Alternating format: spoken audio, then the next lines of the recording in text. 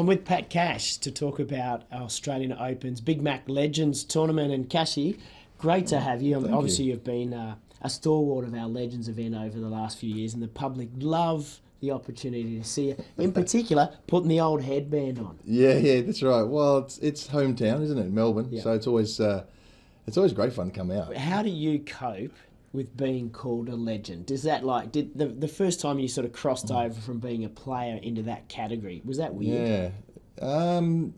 Yeah, I suppose it is, because I always thought of, I always thought of legends as, Rod Laver or Ken Rosewall or Nuke or somebody like that, Bjorn Borg. It's a weird, I like to call myself a leg end as opposed to a legend. Yeah. More of a leg end than a legend, I think. There's some real legends and then there's some leg ends, and I'm probably a leg end.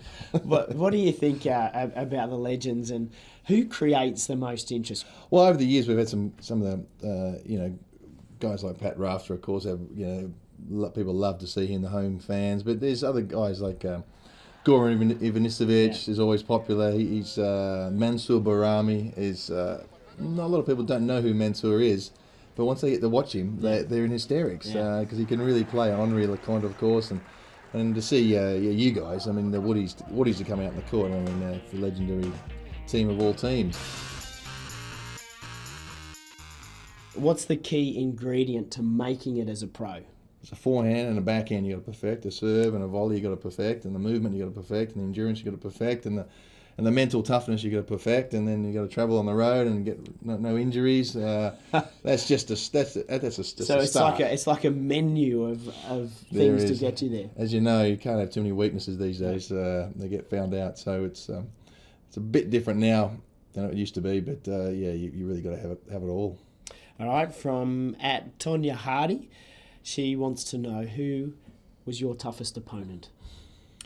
There's a lot of good players, particularly at the end of my career. I think everybody was good and better than me. I think the best player overall that I've played, I haven't played everyone, I didn't play Sampras. I think the best overall player was Becker. He didn't have a weakness, he had a massive power, he was competitive, he had great volleys. You look at guys like Agassi and you go, well, okay, but I actually did all right against Andre and played him a few times. The Tennis Centre here at Melbourne Park opened in 1988, and you were just in the middle of some of your great tennis. And I sat and watched the first final ever played down Rod Laver Arena between you and Mats Wilander. Now, it wasn't the result you were hoping for, but it's still one of the incredible moments here at Melbourne Park. Yeah, I played a great match. It was one of those matches that had sort of all the drama.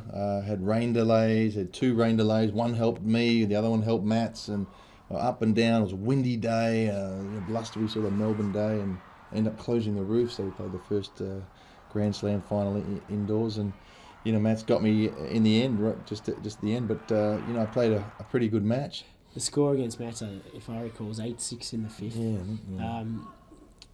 Do you still have bad memories about that, or are they good memories? Are they because in sport sometimes you look back and you go, oh, I'm so disappointed at it, but you look back and you go, you know what, that made me in a different way.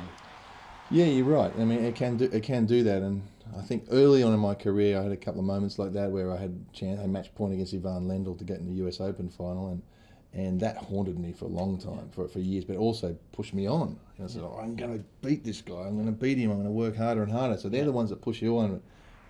It got away, and I look back at it, I get reminded of it when I come back here every year that I didn't quite get there. And so there is a sadness there, but I can also honestly hold my head up high and go, I played really well. Okay. Well, Pat, thanks for joining us with your legendary Big Mac moment. Thanks, at the buddy. Australian Open. Thanks, buddy.